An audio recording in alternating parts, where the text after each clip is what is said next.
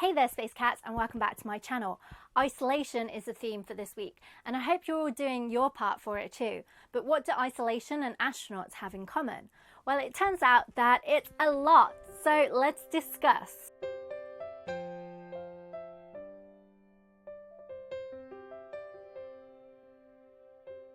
One of the biggest challenges for an astronaut is isolation. When astronauts go to the International Space Station, the ISS, they can spend several months in isolation. And when we'll go to Mars, it will be a year or more. They're typically away from their families and friends and will only interact with the 5 other astronauts on board, who they may not even like. And even though the ISS is the size of a football stadium, the inside only offers enough living space of a 6-bedroom house. So it's no doubt that tackling loneliness and isolation is important. Designing a spacecraft to help combat the effects of loneliness is also more important as we grow closer to a mission to Mars. So far, some ideas include the stimulation of familiar sounds and smells on rotation, as astronauts often say they miss generic smells such as that of cut grass or the sounds of rain. Solid-state light assemblies, SSLAs, have already been installed aboard the ISS. They can change colour and intensity to lift astronauts' moods and help them sleep. The cupola, a giant window aboard the ISS, was designed to give astronauts external views of home Earth and in turn improve their happiness. Access to other humans is vital to prevent feelings of isolation, but how can you possibly do that from space? From Mars, a Skype video message could take 20 minutes just to be delivered, but the ISS is much closer and the crew can easily keep in contact with family and friends there.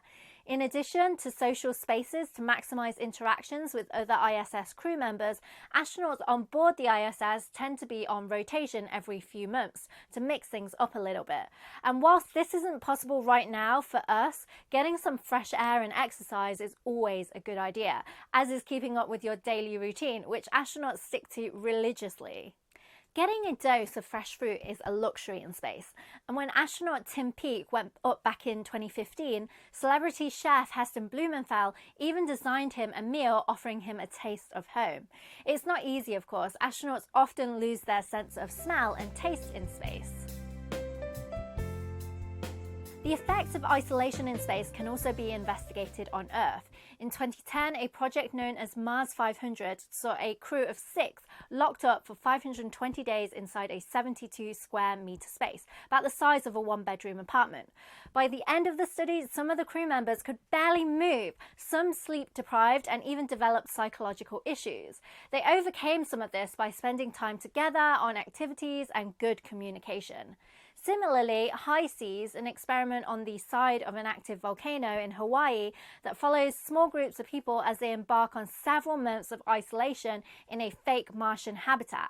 They use virtual reality landscapes to enable crew members to remind them of happy places. Isolation can have big tolls on your mental health, but just like astronauts preparing for their missions, you can make your isolation slightly better too. And it's as simple as following the steps, such as keeping up with a daily routine, doing the things that you like doing, and working towards your end goals. Lastly, communicating with friends and family via online platforms. Research on isolation and confinement in space is also directly applicable here on Earth, in particular for applications to our aging population. The elderly often feel alone, and studies like this can help to reduce the stress that they can experience. Aside from my wonderful video on space isolation, if I may say so myself, several astronauts have published their tips on isolation too. So I'll link them down below so you can check them out. In the meanwhile, if you enjoyed this week's video, please don't forget to leave me a like, share and subscribe.